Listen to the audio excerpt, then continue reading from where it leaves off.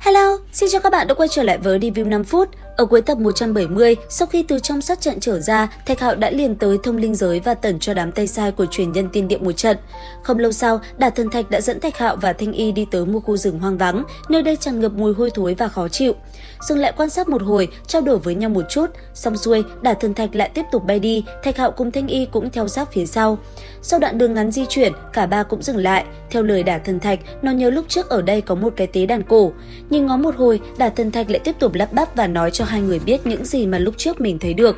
Cẩn thận suy xét, một lát sau, nó liền dẫn hai người tới một chỗ gần đó. Rất nhanh, một cái tế đàn cổ cũng liền hiện ra.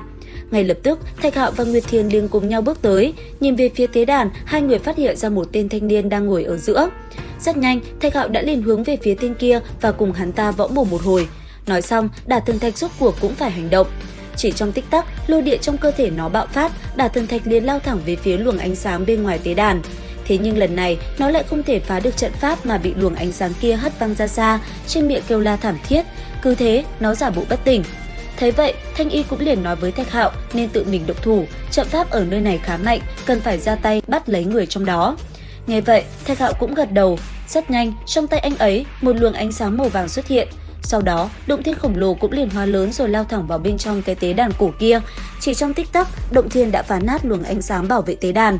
Sau đó, một luồng năng lượng mạnh mẽ cũng liền ập xuống cái tên đang ngồi ở vị trí trung tâm rồi khóa chặt hắn ta ở bên trong.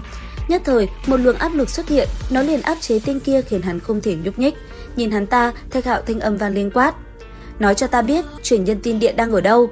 "Ta không biết, đây là một trận pháp thần bí, ta chỉ phụ trách bảo vệ nơi này." Nghe thế, Đả Thần Thạch liền lắp bắp nói cho Thạch Hạo biết nếu như không thể tìm được tọa độ, lần này rất khó để tìm thấy vị trí chính xác. Thế vậy, Thanh Y cũng liền thi triển ra bảo thuật, ánh sáng xanh đã liền bao trùm tên kia, hòng đọc suy nghĩ của hắn, thế nhưng cũng vô ích. Lúc này, Thạch Hạo lại tiếp tục gặng hỏi thì biết được, thì ra tên này đã trúng phải lời nguyền tiên điện, hắn ta chỉ có thể đánh đổi sinh mạng mà thôi.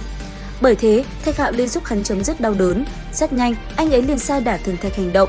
Chỉ trong tích tắc, lôi điện tỏa ra, cục đá kia đã liền lao lên đập thẳng vào người tên kia, chấn bay hắn ta ra xa rồi ngã văng xuống đất, sinh mệnh cũng kết thúc từ đây. Làm xong, ba người liền cùng nhau bước vào tế đàn. Đến đây, Đả Thần Thạch đột nhiên hỏi: "Các ngươi không sợ tên kia đã tu ra tiên khí sao?" Nghe vậy, Thanh Y đáp: "Không cần lo, nếu thành công, hắn ta đã xuất quan từ lâu rồi." Phía xa, thấy Thanh Y nói vậy, Đả Thần Thạch cũng không hỏi lại. Ngay lập tức, nó liền thi triển phù văn, sau đó khởi động tế đàn, đưa mọi người tới một địa phương khác tìm truyền nhân tiên điện. Không lâu sau, ba người Thạch Hạo đã tới một hoang đảo âm u, nơi đây tràn ngập khí tức hắc ám trông có vẻ ủy dị. Rất nhanh vừa đi tới đây, ba người đã liền cùng nhau trao đổi một chút. Sau đó, Thạch Hạo khẽ động, bàn tay liền đưa lên thái dương. Nhất thời, theo ánh mắt Thạch Hạo nhắm lại, anh ấy liền có thể nhìn rõ mọi vật xung quanh nơi này, tất cả đều hiện lên trước mắt anh ấy. Làm xong, Thạch Hạo giật mình nói: "Không đúng, tên này không phải truyền nhân tiên điện, hắn ta không ở đây."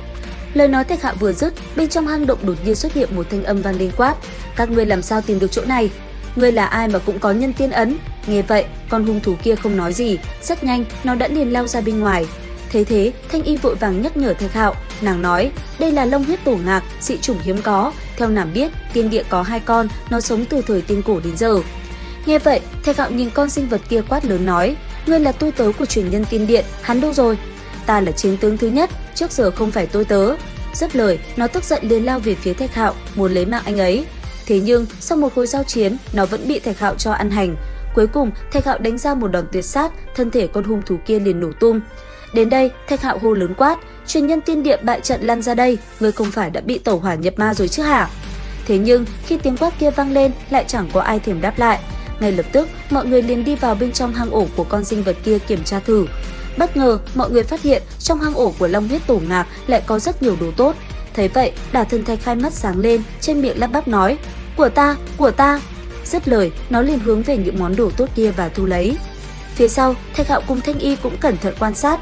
Theo những gì Thanh Y nói, đây đều là những thứ quý báu. Có lẽ truyền nhân tiên điện chưa kịp tới lấy. Nghe vậy, Thạch Hạo liền thu hết tất cả. Đến đây thì hết tập 171 Thế giới hoàn mỹ. Xin chào và hẹn gặp lại các bạn ở những video tiếp theo.